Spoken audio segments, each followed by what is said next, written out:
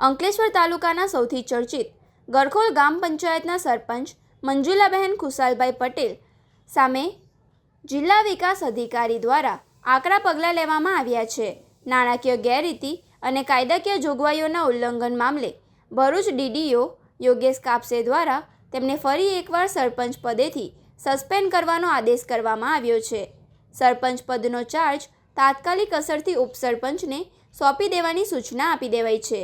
સમગ્ર મામલે અગાઉ ગુજરાત પંચાયત અધિનિયમ 1993ની કલમ 57(1) હેઠળ નાણાકીય ગેરવ્યવહારના આક્ષેપોને પગલે 25 જુલાઈ 2024ના રોજ મંજુલાબહેન પટેલને સરપંચ પદેથી દૂર કરવામાં આવ્યા હતા.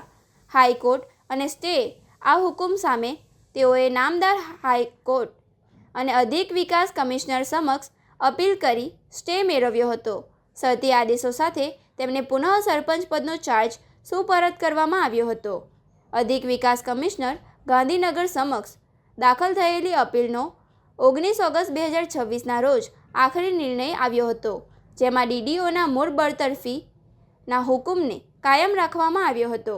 આ કેસના દસ્તાવેજી પુરાવા અને નાણાકીય ગેરવ્યવહારમાં જો પંચાયતના અન્ય કોઈ સભ્ય, પદાધિકારી કે કર્મચારીની ભૂમિકા જણાશે તો તેમને સામે પણ સ્વતંત્ર તપાસ કરી યોગ્ય નોટિસ આપી કાયદેસરની કાર્યવાહી કરવા આદેશ આપ્યો છે.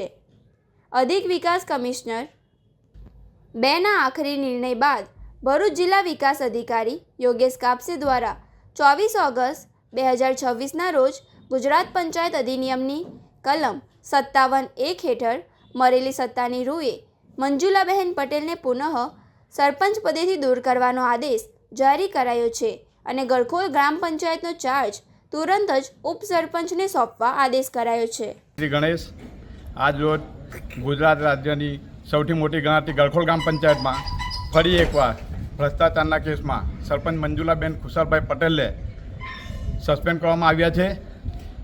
25 વર્ષથી ગરખોલ ગ્રામ પંચાયતમાં સત્તા ભોગવતી માસ્ટર પેનલ, જે ભ્રષ્ટાચારની સૌથી મોટી ચોર ગણાતી, 2022થી 2026 સુધી અમો સભ્યો અને ગામના આગેવાનો દ્વારા જે ભ્રષ્ટાચારને બહાર પાડવા માટે જે મહેનત કરી રહ્યા હતા, એમાં 3 વાર માસ્ટર પેનલના સરપંચ મંજુલાબેન ખુશાલભાઈ પટેલને જિલ્લા વિકાસ અધિકારી દ્વારા પંચાયતમાંથી સરપંચ પદેથી દૂર કરવામાં આવ્યા છે. અમે હજુ પણ જણાવીએ છીએ કે આવનારી ચૂંટણીમાં જે કોઈ સરપંચ આવશે અને ભ્રષ્ટાચારને ધ્યાને લઈને કામ કરશે તેને અમે સહેજ પણ ચલાવી લેવાના નથી. ગરખોલ ગામનો વિકાસ કરશે તેને અમે સાથ સહકાર આપીશું, બાકી થોડું પણ ચાલશે નથી. જય હિન્દ.